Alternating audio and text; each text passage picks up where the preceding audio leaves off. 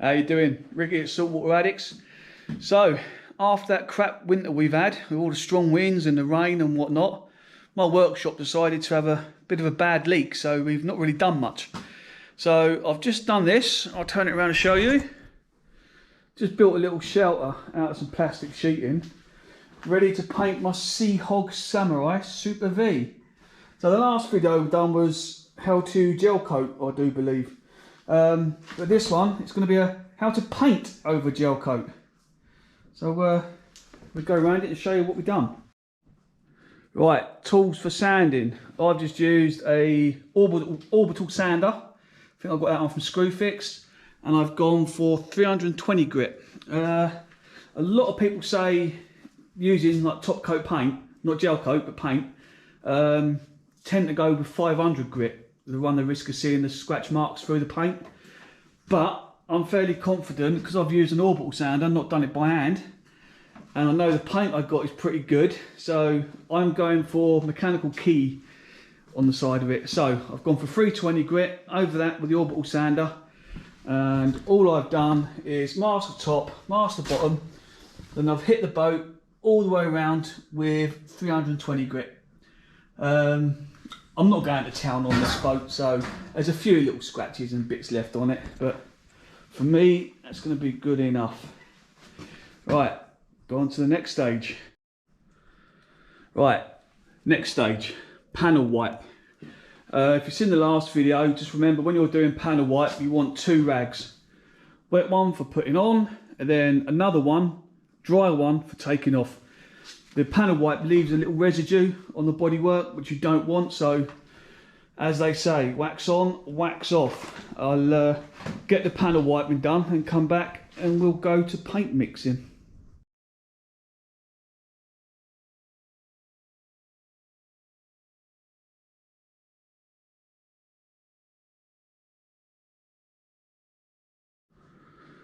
Right, this is what I'm going with on the bottom half of the boat.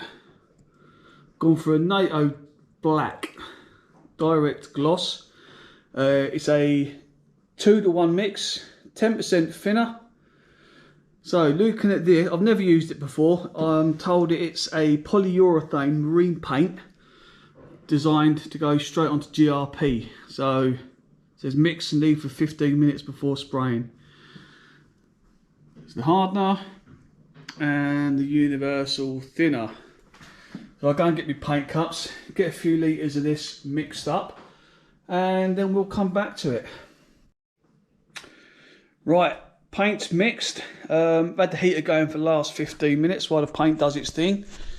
So there we go. So I'm going to put this into the spray gun, spray a test, see if I can get my nozzle set up right. It's been a few years since I used a spray gun, and here we go.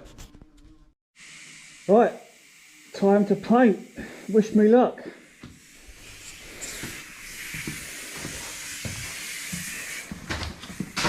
We'll start down here.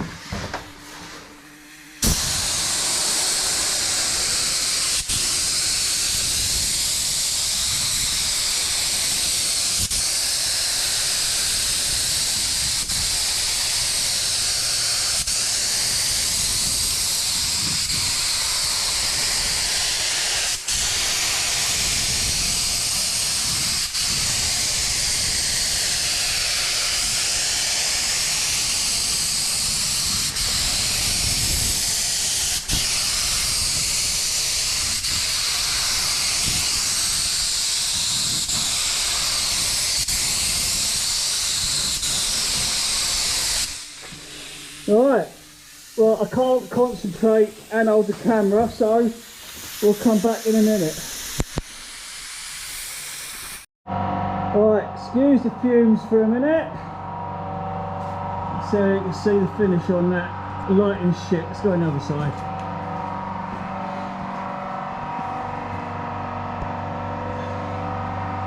That is just the first coat. Can't really see, but that has gone on like glass. Really pleased with that. Right, wait for these fumes to clear. Cup of tea. put some more on. I don't know if you can see much. The lighting is terrible in here. Whilst painting it, it dawned on me that using black polyurethane to make a spray booth, while using black paint, doesn't equate to much light. Pretty much painting blind. So, hopefully over the weekend we'll put her outside and have a look, see what she looks like. But for the boat, I am well happy with that finish. Right, then on to the top half. There we go, a little video of the boat out in the sunlight. It's hard to capture the black and the finish on it. Hell of a difference. Go around the other side. Oh shit. Oh, just stuck that right on my fat bits. Oh, there we go. That's what she looks like afterwards.